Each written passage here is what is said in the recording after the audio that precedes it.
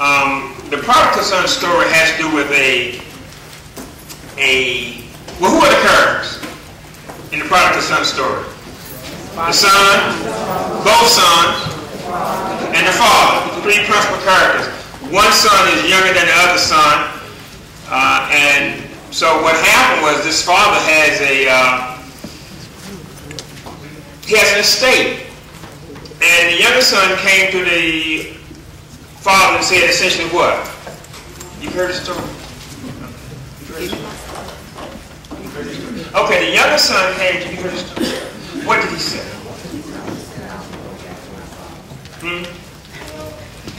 He said, I want my inheritance now because I don't want to hang around this estate or this farm any longer. Know you from Mississippi and South Carolina know about farming. That's why you came to the beautiful city of Fayetteville. Just joking. But and so this younger son said to the dad, I just don't want to hang around here long, and give me my inheritance. Now the thing about that was that as a custom of that time, you only got your inheritance when the father died. And then it wasn't given to the youngest son, it was given to the oldest son. So this son was completely out of order. The father hadn't died, and he wasn't the oldest son. So he really didn't deserve an inheritance. He would only get what was left over, but he was adamant about it. So he give it to me now. And the father said okay and gave it to him, and he went off to, where did he go to? New York.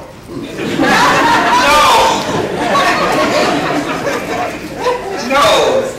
He went to some place, we don't know where, but he went to a place where he had a wild and wonderful time. It was more wild and wonderful because in the end, what happened? He spent all his money and all his friends left him, and so he was destitute.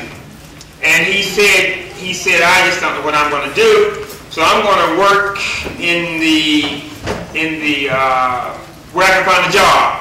The only person he could find a job, now he was Jewish, remember, Jews, in terms of animals, swine is not one of their favorite type animals, so you know about that.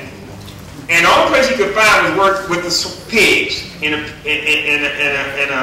pig pen. And he was so destitute that he had to eat the slop that the pigs ate. And can you imagine what slop? Anyone know what slop is? Now they give Paul's brain, don't they? Some other substance. But back in those days, my friend from Mississippi said, I know what slop is. He's agreeing with me all the way. I'm not from Mississippi now, don't get me wrong. Miss Parker is from Mississippi. She tells her stories to my wife, and that's how I find out about it. But anyway, so he had to eat the slop, and this was like the lowest of the low. And somewhere in eating of the slop, the Bible says he came to his senses. Man, this is crazy. Has anyone ever come to your senses? I mean, you've done some things and you know it's wrong, and somewhere down the line when you realize, hey, this is crazy. I got to stop this mess. Anybody? Thank you. All right, you got one. Two, you come to your senses, and he said, I got to stop this. I think I'll go home.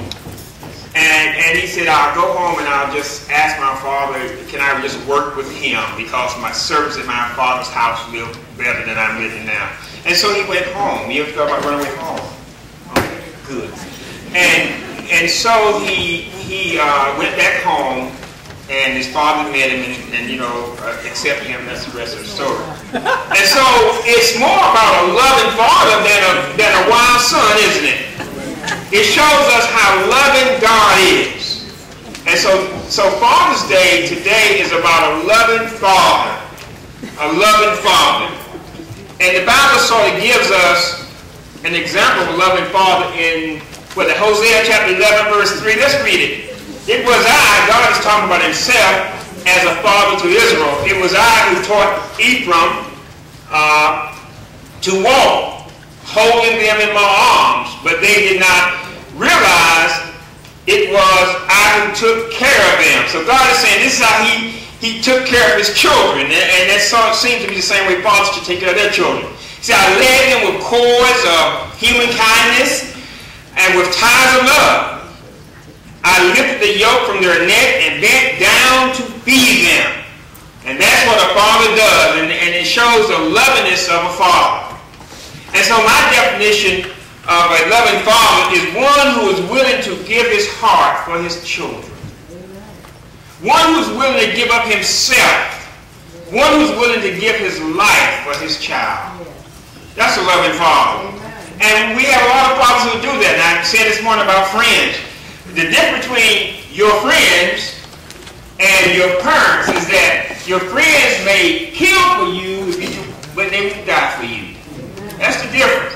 If you're involved with the gang, and in your story a few months ago, this gang was in Fayetteville, and these people went to this Hispanic neighborhood, and they really sort of, two of the men sort of was robbing the young woman, and some of her friends came out of the house, and they started attacking the two young gang members, and so the getaway gang member was, they were bloods, as I said, and the getaway gang member was saying, "You guys come on," and they was getting beat up, and so they're family, aren't they? So what should this gang member with the car should do? He should get out and help them. But he realized they were in trouble. He did what?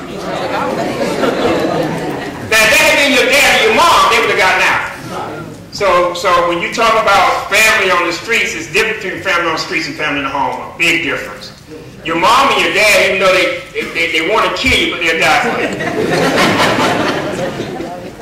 No, they don't want to kill you. I'm just joking. They do. You better come over here. They don't want to kill you, not really. So a loving father is one who's willing to give a heart.